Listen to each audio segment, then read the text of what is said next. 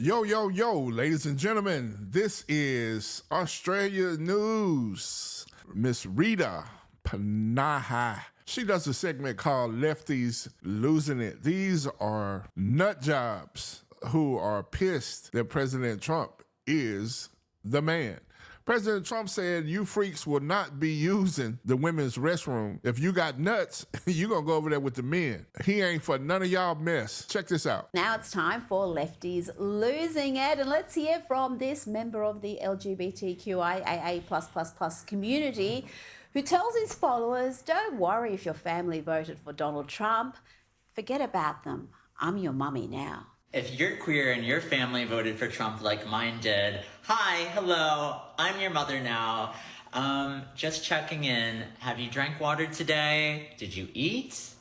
Did you take your meds? Emphasis on the meds. And this next white dude for Kamala, who masqueraded as an unbiased journalist, could also do with some meds. Here is CBS journalist John Dickerson with Stephen Colbert just fighting back the tears. How would you explain that to a 14-year-old today? How would you explain this election? I'll try not to think about my boys, because... Yes. I can only imagine how embarrassed his poor sons are right now. Here's another lefty who is desperate to be a victim. Of course, they can never articulate what rights they have apparently lost. These people are so tiresome. Knowing that I was born with more rights than I have now is a pretty crazy feeling. Knowing that what we're about to go through.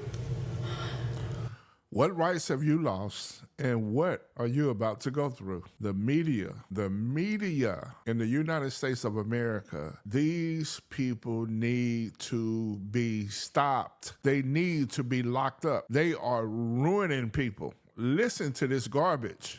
Means the possibility of me losing more of my rights and that being a real threat is insane.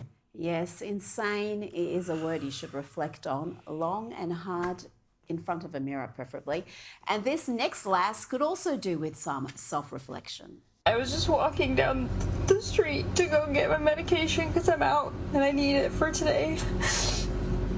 And I saw a woman walking her 2 kids, and she had this look on her face. And I looked at her, we made eye contact, and we both kind of nodded. Like we were both just devastated. And you could just tell in her eyes, I can't believe this country did this again. Why did I let myself have hope? Oh, tiresome, so tiresome. Now time to check in on the ladies of The View, and today it's Whoopi who's taking a break from scolding the public about being concerned with cost of living, the economy. You see, she now gets it. She's just a working gal as well, struggling to make ends meet. We're all in this together, folks. When you have one candidate who has been running for 12 years, who lies and changes things. I appreciate that people are having a hard time. Me too. Yeah. I work for a living.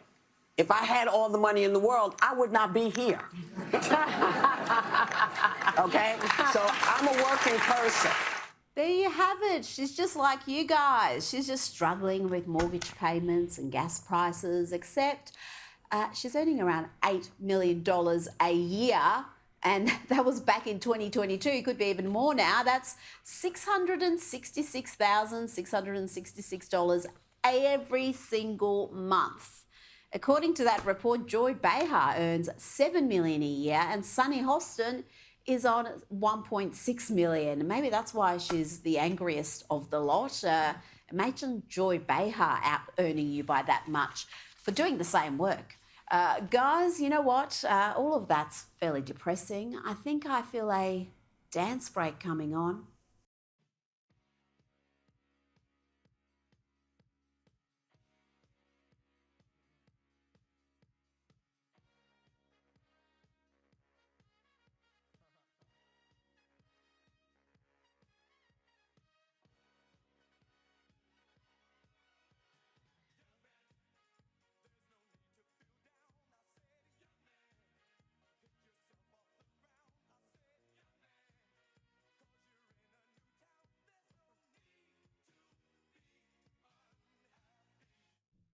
President-elect Donald Trump's team is coming together, and Trump 2.0 will be uncompromising in delivering his MAGA agenda. These are all his people, thoroughly vetted, established histories.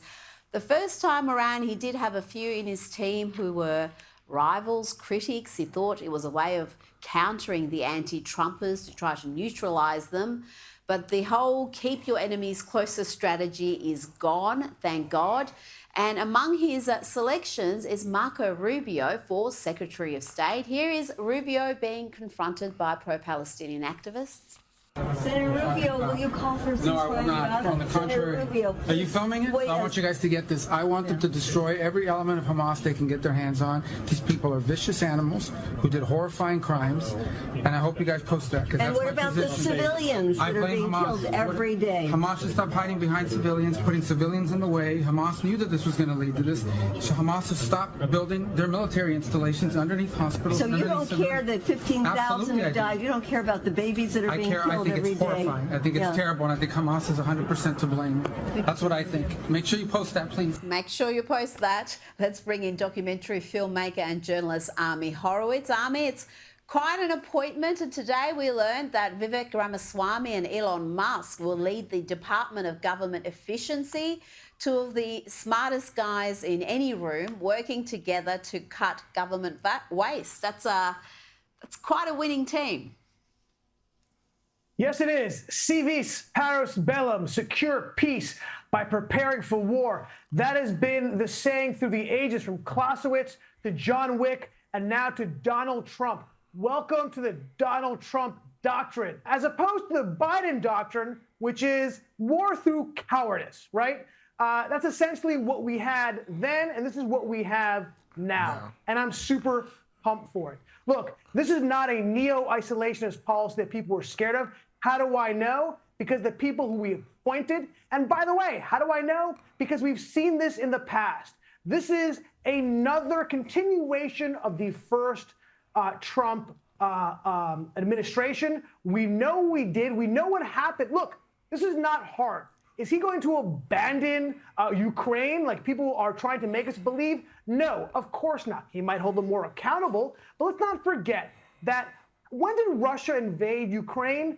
During the Obama administration, during the Biden administration. When he didn't go after them was during the Trump administration. Guys, this is not hard stuff, okay? This is going to be a muscular foreign policy, which is going to essentially say peace through strength. That's the bottom line. And he's appointing phenomenal people. By the way, Pete Hegseth is now going to be Secretary of Defense. He's going to have Mike Huckabee as the ambassador to Israel. Friends of mine. I feel like a proud papa. It's wonderful. Look, as far as Vivek and Elon, look, generally, I'm not in favor of creating new departments to create more efficiency, but I think in this case, I'll give him a pass. Look, Elon Musk is the right guy for the right job. How do I know this? Just compare SpaceX to NASA, okay? SpaceX is 10 times more efficient and twice as fast as NASA.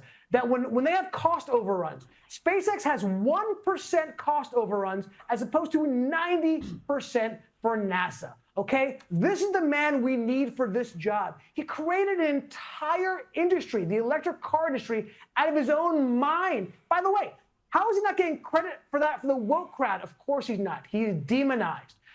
Look, is Vivek one of the smartest guys in the room? Of course he is. Just ask him. I'm pumped. This is going to be great. Now let's hear from Joe Rogan and comic Theo Von, both of whom did long-form interviews with Donald Trump, but both were of the left. Joe Rogan was a big Bernie Sanders fan. They both seem to have been red-pilled, and here I think Theo Von really nails what helped clinch the nomination and the presidency for Trump. You want to hear something crazy? Trump, at the day of the election, Dana White told me he'd been up for 72 hours. Unbelievable. I go, how's that possible? He goes, dude, he's a freak. The guy is as resilient. No one could go through all that. When the Justice Department started to him over, that's when a lot of people were like, you know what? the only thing we should be able to believe in this country is at least the justice system. And if they're him over, Right. and then he got shot at a couple of times, dude. Bit of blue language there, but you get the idea, Army. I think that nomination was his when that Mar-a-Lago raid happened, when we had all the lawfare, all the trumped-up charges. The Democrats thought if he was cast as a convicted felon, he'd be unelectable. And in the end, they just exposed what lengths they were going to go to try to clinch this election. And people weren't having it this time around.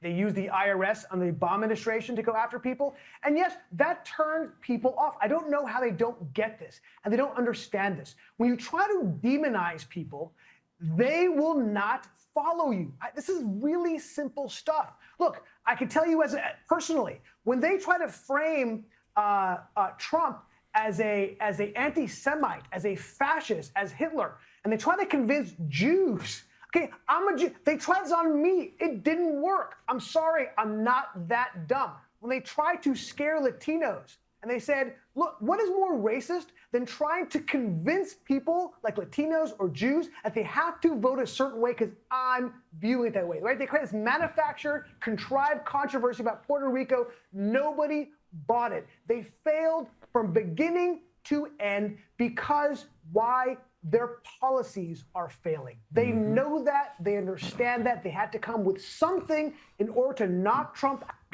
I don't think they know that.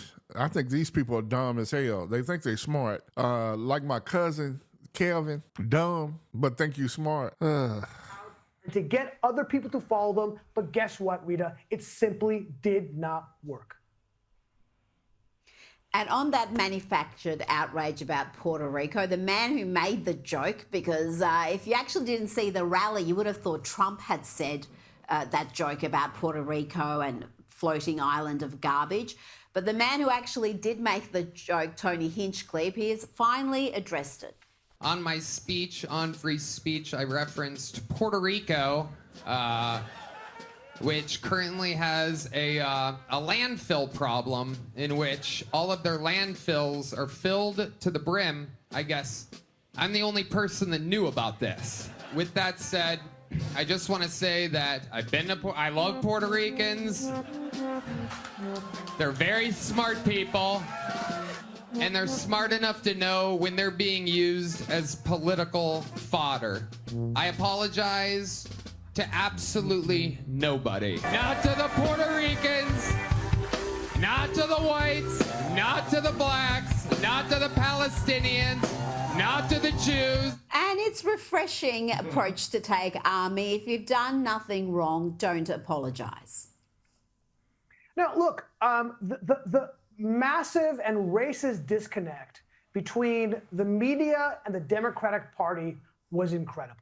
Okay? Again, to expect a group of people to vote a certain way is by definition racist. How do they not understand that? That's the bottom line on this thing. Look, and by the way, to make it worse, they're doubling down on this insanity. I mean, you're now hearing people talk about how Latino men are exemplifying toxic masculinity. Guys, this is not the approach to take when you are absolutely losing among Latinos who are part of your coalition that won the last couple of races. This is not the way you handle it. They don't get it. They don't understand it. And you know what? Great. I'm glad, because all that's going to do is lead to a more entrenched Republican majority. Let's do it. Let's go for this.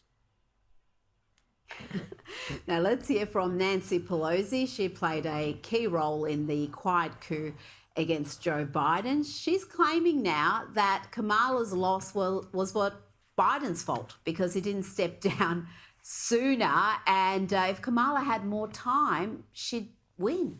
Had the president gotten out sooner, there may have been other candidates in the race.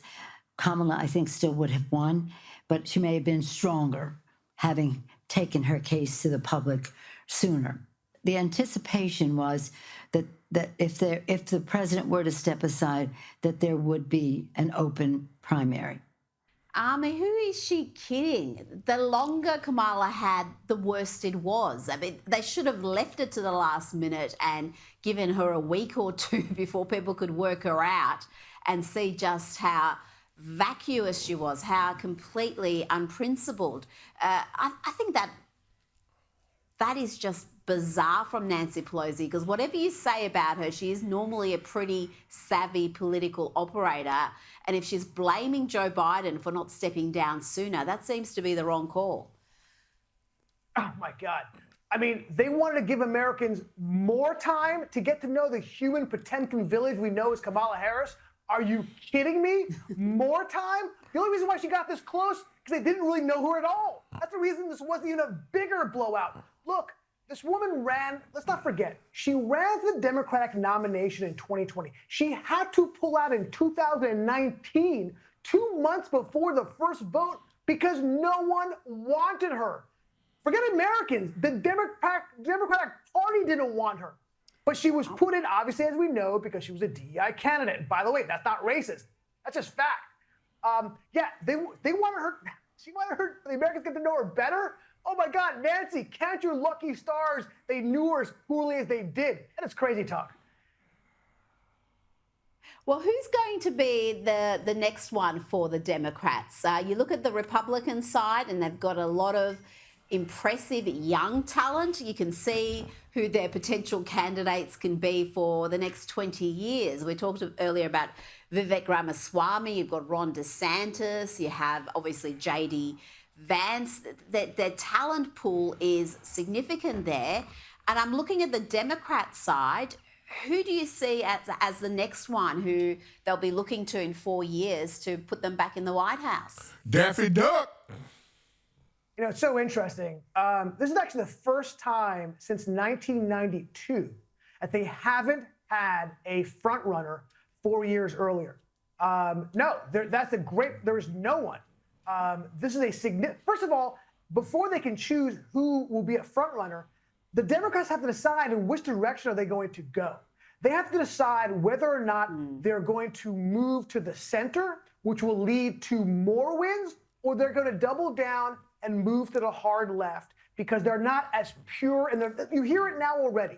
You hear there's a disconnect. So half the people are saying in the Democratic Party, we didn't move to the center enough. But half are still saying we weren't giving all our all. We weren't pure to our values, okay? That is a recipe for loss. I have one thing to say to you, Rashida Tlaib, 2028. I'm there for you. Yeah, let's have the whole squad running together. Ami Horowitz, thanks for your time. The Democrats are, I don't know what to say. They in trouble. These people, boy. Anyway, I'm your host, Big Al. Here's another one. Talk to you later.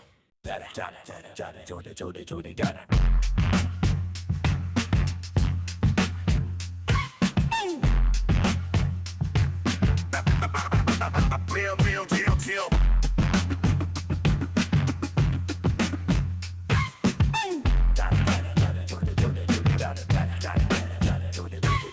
Big Al on the mic, UncleCoon in the house, dropping knowledge, speaking truth, no room for doubt. From debates to celebs, we cover it all. Tune in, hit subscribe, you don't want to miss the call.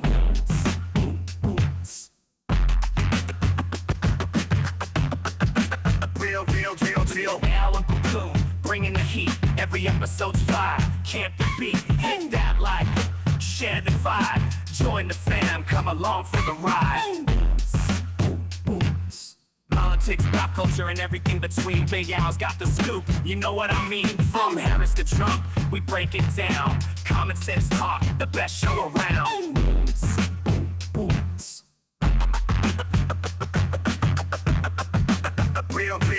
Real Al, UncleCoon, bringing the heat. Every episode's fire, can't be beat. Hit that like, share the vibe.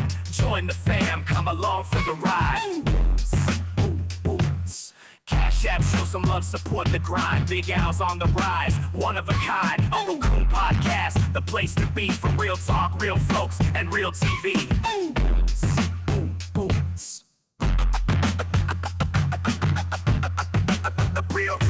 Real Al, UncleCoon, bringing the heat. every episode's fire. Can't be beat, hit that like, share the vibe. Join the fam, come along for the ride.